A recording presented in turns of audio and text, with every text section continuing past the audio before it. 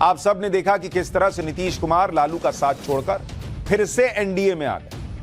आप लोगों को यह सियासी उलटफेर बहुत हैरान कर रहा होगा, लेकिन इसमें चौंकाने वाली कई बातें होते हुए भी कुछ ऐसा है जो आपको चौंकना नहीं चाहिए, क्योंकि यह सब तो होना ही था और इस तरह के और भी उलटफेर आपको लोकसभा चुनाव होते होते दिख जाएंगे।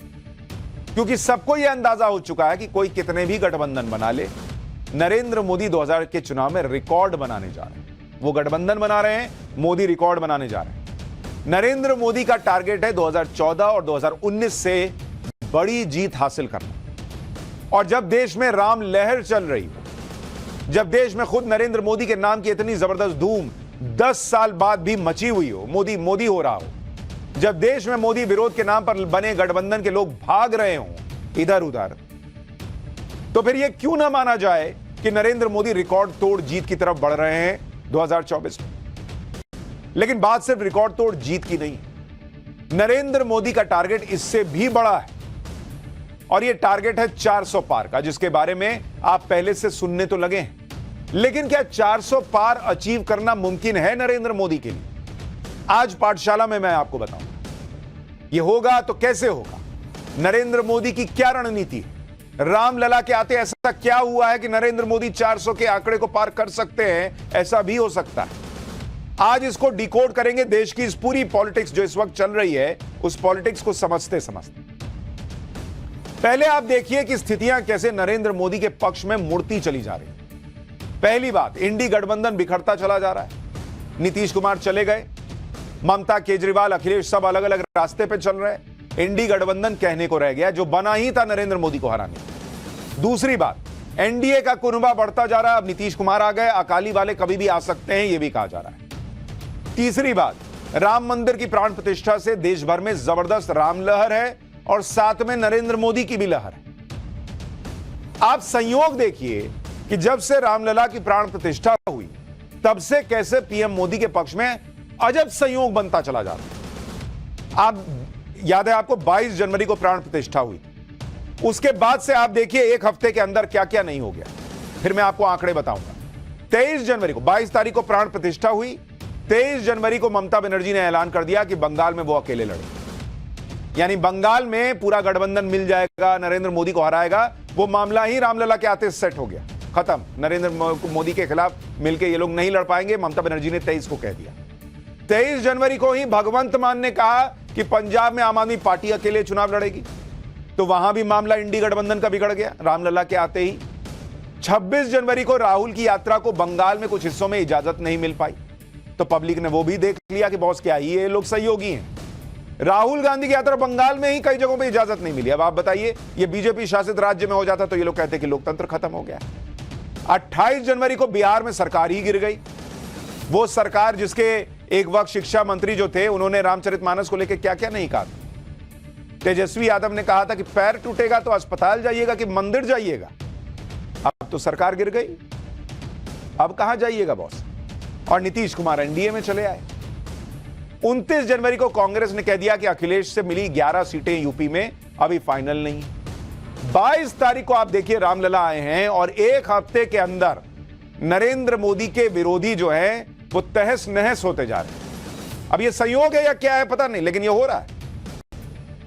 और ये बात प्रधानमंत्री मोदी भी जानते हैं कि उन्होंने जो 400 प्लस का टारगेट सेट किया है वो कहने में तो बहुत ज्यादा है बॉस।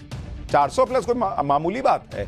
ये वैसे है कि आप T20 में कह रहे हैं कि हम 300 मारेंगे। अरे बॉस, मारने को मार दीजिएगा, लेकिन इतना आसान नहीं है T20 में 300 मारना। वैसे ही 400 प्लस सीट लाना पॉलिटिक्स में इतना आसान नहीं है। छोटे मोटे चैलेंज तो पीएम मोदी हालांकि लेते भी नहीं है। पीएम मोदी का 400 प्लस का टारगेट कितना प्रैक्टिकल है और इसके लिए क्या क्या माहौल बन रहा है, इस टारगेट को पूरा होने के कितने चांसेस हैं, हमने इसको जरा एनालाइज किया और आज इसीलिए आपके सामने सारी बातें सिलसिलेवार ढंग से रखूंगा। आपको भी समझ में आएगा कि देश में क्या चल रहा है। देखिए, अगर बीजेपी को, नरेंद्र मोदी को 400 प्लस का टारगेट पूरा करना है तो उसकी यह भी कोशिश रहेगी कि वो ज्यादा से ज्यादा सीटों पर अपने उम्मीदवार उतारे, क्योंकि जितने ज्यादा सीटों पर वो अकेले लड़ेगी बीजेपी, उतने ही उसके जीतने के चांसेस रहेंगे।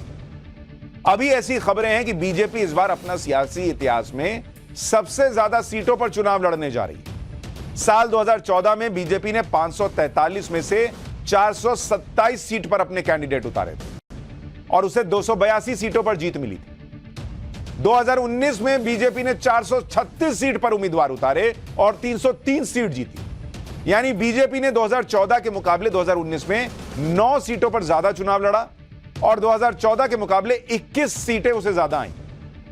5 साल के एंटी इनकम्बेंसी के बावजूद, यानी 1 सीट पर एक्स्ट्रा लड़े तो करीब 2 सीट ज्यादा जीते।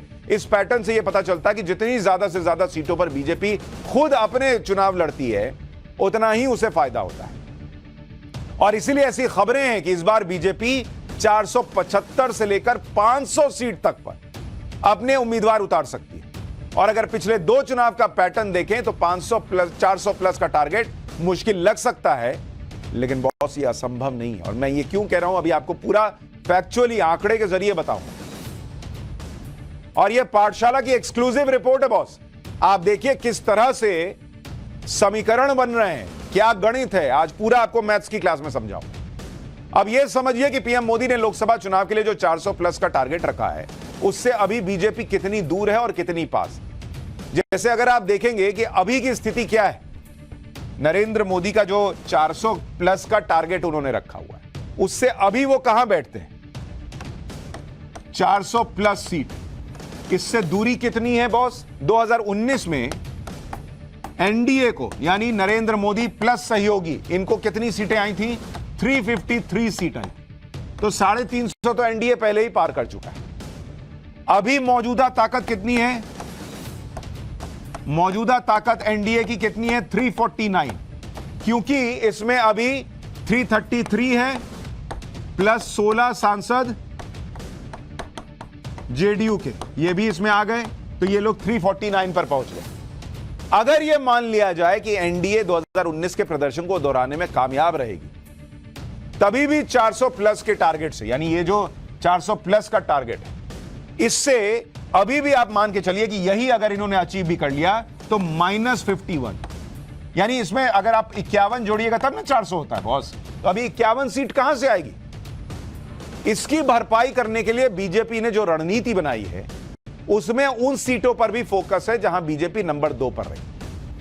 अब ऐसी कौन सी सीटें हैं बॉस? अगर आपको वो बताऊं, 2019 का अगर आप आंकड़ा देखिएगा, 2019 लोकसभा चुनाव 72 सीट ऐसी थी जहां बीजेपी नंबर 2 पर थी, यानी बीजेपी सेकंड नंबर की पार्टी आई 72 सीट पर। इन सीटों पर अगर बीजेपी का वोट 5% बढ़ा, वोट बीजेपी का 5%, तो बीजेपी इन 72 में से 38 सीट जीत जाएगी, 38 सीट जीत सकती है मात्र 5% वोट बढ़ाने में। हालांकि 5% वोट इतना आसान नहीं है, लेकिन अगर बीजेपी नरेंद्र मोदी की लहर में, राम लहर में 5% वोट इन 72 सीटों पर बढ़ा ले, तो उसको सीधे सीधे 38 सीट उसमें जुड़ जाएगी।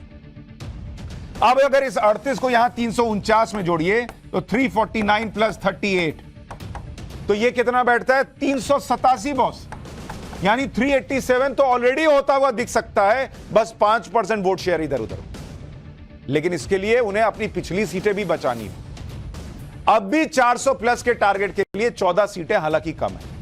मौजूदा राजनीतिक तस्वीर देखेंगे तो ये 14 सीटें विपक्ष खुद बीजेपी को सौंपता दिख रहा है। और मैं ये ऐसे ही नहीं कह रहा हूं, आपको बताता हूं इसकी वजह। इसमें 11 सीटें तो यूपी की हो सकती हैं, जो अखिलेश यादव कांग्रेस को देने को तैयार है। यूपी में पिछली बार मायावती और अखिलेश यादव साथ लड़े, जिस वजह से 80 में से एनडीए की सीटें 73 से घटकर 64 पर आई। लेकिन इस बार मायावती और अखिलेश अलग अलग लड़ रहे हैं। इससे बीजेपी को फायदा होगा और यूपी में 2019 में हारी हुई 16 सीटों पर जीत हासिल करने का मौका बढ़ जाएगा। ऊपर से उत्तर प्रदेश में राम लहर है, तो 80 में से 75 से 80 के बीच बीजेपी को सीट आ जाए तो कोई बहुत बड़ी बात नहीं है। तो 10-11 सीट तो उधर ही बढ़ सकती है। इसके अलावा महाराष्ट्र में 2019 में शिवसेना 18 सीटें जीती थी, एनसीपी 4 जीती थी। लेकिन इस बार शिवसेना और एनसीपी दोनों पार्टियों का बड़ा गुट बीजेपी के साथ आ गया है।